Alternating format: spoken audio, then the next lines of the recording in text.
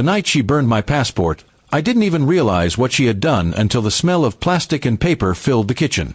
I walked in and saw the ashes still smoking in the sink, the red cover curling under the last ember. She stood there with her arms crossed, her face calm and cold. "You don't need it," she said. "You're not going anywhere. Stay home and take care of the kids. I'm traveling with someone who actually appreciates me." Her words hit harder than the flames ever could. For a moment, I thought she was joking. I asked her what she meant, who she was talking about, and why she destroyed something that represented years of my work and dreams. But she didn't hide it. She told me his name, her boss from work. They were going on a business trip that had turned into something more. "You'll be fine," she said. "You're always good with the children." Then she walked past me, suitcase in hand, without even looking back. The next few hours felt like I was trapped in someone else's life.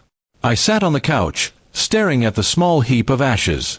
My 2 kids were asleep upstairs, unaware that their mother had chosen to walk away from us.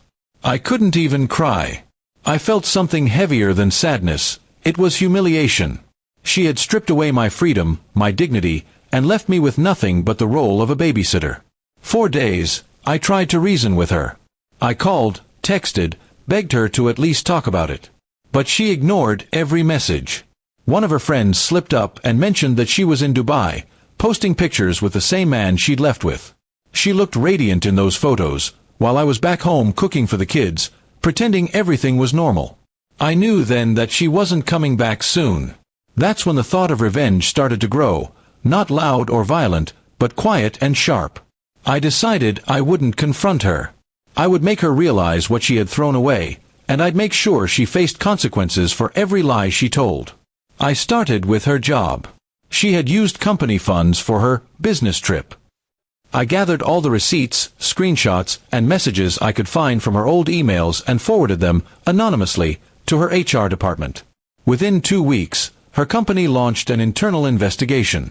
They froze her accounts, suspended her, and eventually fired her. The same friend who had told me about Dubai called again, saying she'd been forced to return home early. That was the first time in months I slept peacefully. I hadn't shouted or insulted her. I had just let her lies crumble under their own weight. When she came back, she didn't walk in proudly this time. She stood by the doorway, eyes sunken, clothes wrinkled, her confidence gone. "You ruined me," she said. "You couldn't let me live, could you?" I looked at her and simply replied, "You burned my passport. You tried to trap me. Now you're the one trapped." She tried to defend herself, claiming she only wanted some freedom, that she never meant to hurt the kids. But our children had already stopped asking for her at night. They had learned to find comfort in my presence alone. She noticed that too, and that hurt her more than anything else. Over the next few weeks, I filed for full custody. I didn't do it out of spite, but because I couldn't trust her anymore.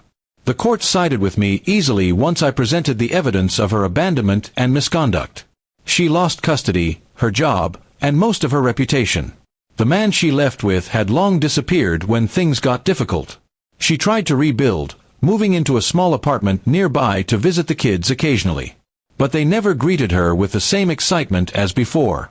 Her choices had built a wall between her and her own family, a wall she couldn't tear down with tears or apologies. I remained polite, but distant. One day, she asked me quietly, "Was it worth it? What you did?"